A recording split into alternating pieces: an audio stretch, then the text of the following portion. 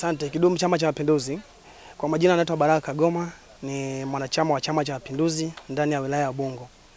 Leo tarehe 1 mwezi wa 7 mwaka 2025 nimefika katika wilaya ya Ubungo, Chama cha Mapinduzi, kwa lengo la kuchukua fomu ya kuomba kuteuliwa kuwa mgombea wa ubunge ndani ya jimbo la Kibamba. Nimejitathmini na nimeona kabisa kwamba ninaweza nikiwa kama mwanachama, na hii ni nafasi yangu ya katiba kabisa, ama haki yangu ya katiba ya chama, katiba ya Jamhuri ya Muungano wa Tanzania, toleo la mwaka 1977 ambalo limetoa uhuru wa mwanachama na mwananchi wote kuweza kujitokeza na kutoa maoni yake.